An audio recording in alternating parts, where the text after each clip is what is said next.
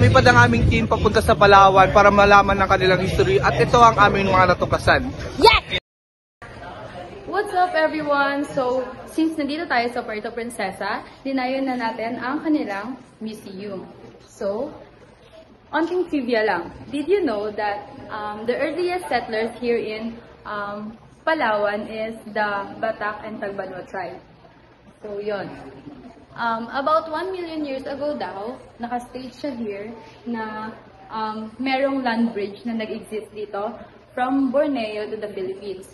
So, since merong land bridge, yun yung nag-allow sa prehistoric men and animals from mainland Asia to reach yung mga islands natin here sa Philippines. Specifically sa Palawan. So, for those who don't know, meron ditong cave sa Puerto Princesa na ang pangalan is Tabon Cave. So, Tabon Cave, doon po na-discover yung mga remains ng mga ancestors natin. So, na-recover din po doon itong Manunggul Jar. So, here is Manunggul Jar. Manunggul Jar is a burial jar back then, and pwede rin siyang pagstoran ng mga pagkain. Pero, mas kilala siya bilang burial jar. So, eto po siya. Etong nasa unahan, here, siya po yung kaluluwa na ihahatid na sa kabilang, let's say, ihahatid na siya sa kabilang buhay. And this one naman is yung Grim Reaper. The pattern right here po represents waves kasi tatawid yung kaluluwa sa dagat. Hello everyone! So now I will tell you who discovered Tabon Cave. So Tabon Cave was discovered first American archaeologist Robert Fox, and it is located from Pipuon Point, Quezon, Palawan. And this is the view. This is the Manunggul Jar. Yan po yung Manunggul Jar na sa mga kita doon sa loob ng cave. Hi guys! Alam niyo ba guys, nalaman namin na bago ito tinawag na Palawan is nagaling siya sa Chinese word na Palauyo. Na ang ibig sabihin ay land of the beautiful safe harbors. Ganito ba? Pero, ang pinaka-pinaniniwalaan talaga na pinanggalingan ng pangalang Palawan is yung Spanish word na Paragua. Na ang ibig sabihin ay closed umbrella. So yun ay pinaniwalaan na rin ng mga tao dito kasi nga, dahil daw doon sa shape ng isla na ito. Kaya sa tinawag na Paragua.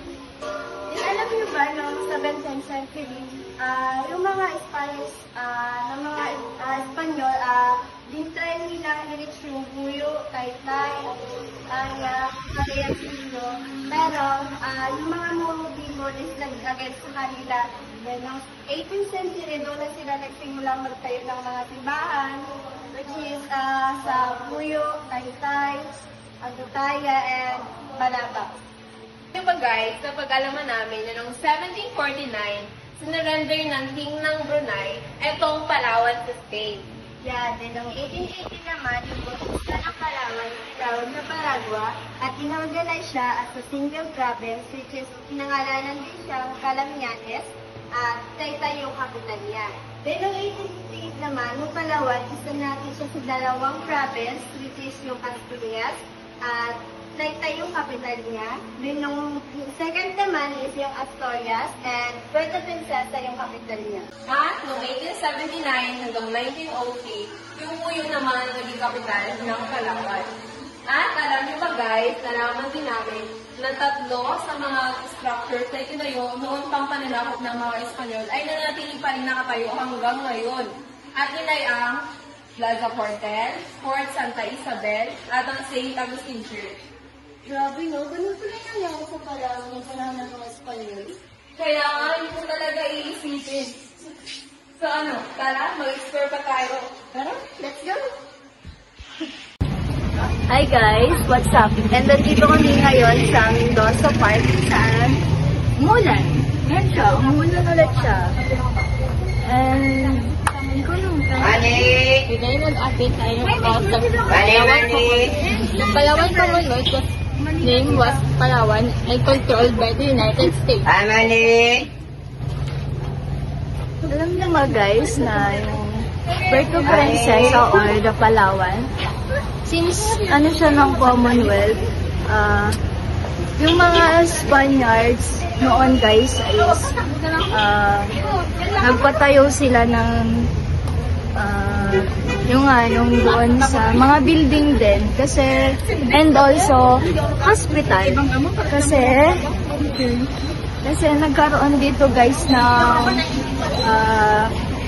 sakit kung saan ito ay tinatawag na malaria. Yun siya guys. Maulan. Alam niyo ba guys na ang Palawan Commonwealth ng United States ay dati nag-war at nag-war sila doon sa Plaza Cortes. Doon nagsimula ang laban nila. Update lang ulit guys. Nandito na kami ngayon sa tabing kalsada. Lakas pa rin ng ulan guys. And ayan, traffic. Sobrang traffic.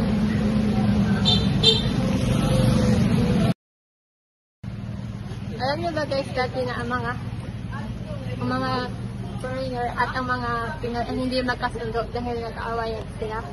So ngayon guys, yung mga foreigner and mga taga Palawenyo ay magkasundo na. And then, marami na din dito mga foreigner na bumibisita at pumapasyal, lalo na dito sa mga sigat na pasyalan tulad ng El Nido, kung saan pwede silang magstay kasi maganda yung lugar na eh. Alam niyo ba guys na ang mga Amerikano at Pinoy ay magkasundo na, lalo na pinag-agawan ngayon ng ibang bansa ang ating lugar? Hi guys, dito kami ngayon sa tapat ng barbecue. Street food. Ganyan. Hey guys, what's up? So, nandito kami ngayon sa Plaza Cuartel and update, umuulan dito ngayon sa Puerto Princesa and unfortunately guys, hindi kami makakapag-ikot-ikot dito ngayon sa Plaza Cuartel dahil may possibility na mabasa ang aming mga video equipment and yun, so guys, nandito lang kami sa gilid. Yan. And nandito ang aming team. Ayan, nandun sila. Nandito ang aming team, yan, nandilim. Nandito ang aming team sa gilid lang, nag-video, and nagpapahupa ng ulan. And guys, ikikwento na lang namin sa inyo kung anong mga nakita namin dito kanina, and ano yung mga sinabi ng mga security guards dito na nagbabantay sa Plaza Cuartel.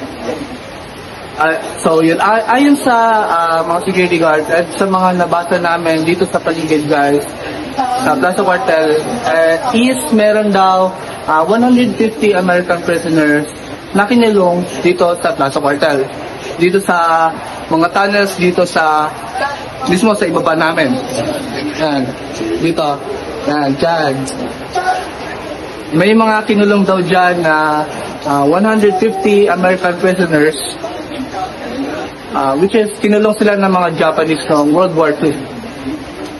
And guys, alam nyo ba na yung 150 American prisoners na yun is sinunog ng buhay nung matatalo na yung mga Japanese sa digmaan. Pero guys, mayroong naka-survive na 50 di ba yun? 50. Tama. 50 American prisoners na nakaligtas sa pagtawid dito sa tunnel na to guys. May tunnel Sila pumasok guys. Papakita namin sa inyo yung tunnel. So yan guys. Ipapakita namin sa inyo yung tunnel na kanilang dinaanan para tumakas sa magimbal na kanilang sasapalarin. Nandito guys. Yan, dyan sila pumasok guys. So yan. Umuulan pa. So yan guys. Dyan sila dumaan papunta doon sa dagat, dyan sa dagat na yan. Lumangoy sila sa dagat na yan, papunta sa Iwahi. Imagine guys, lumangoy sila ng ganun kalayo para lang makatakas sa pagpatay sa kanila. And so yun, so yung Plaza Cuartel, isa lang siya sa mga ginawang kuta and kung saan yung stay yung mga Japanese sa pag-alis nila sa kampo ng mga American. So yung Plaza Cuartel, yung Coron, and also yung Iwahig Personal Penal Colony, sila yung tatlo na mga places kung saan nag-stay here before yung mga Japanese. So yun guys, yun lang ang aming brief explanation dito sa Plaza Cuartel. And see you mamaya. So, alam niyo ba guys na pag-alaman namin noong panahon ng pagpapalaya mula sa batas militar noong 1981 ang Palawan, gaya ng buong bansa ay nakaranas ng pagbabago sa pamamahala at nagsimulang mabigyan ng mas malawak na karapatan at demokrasya. At ito ay sa panahon ng pagbabago sa political landscape ng Pilipinas kung saan unti-unti nang bumabalik ang kalayaan at karapatan na naipagkait sa atin noong panahon ng batas militar. So doon na nagtatapos guys ang aming video, ang aming tour sa inyo dito sa Puerto Princesa.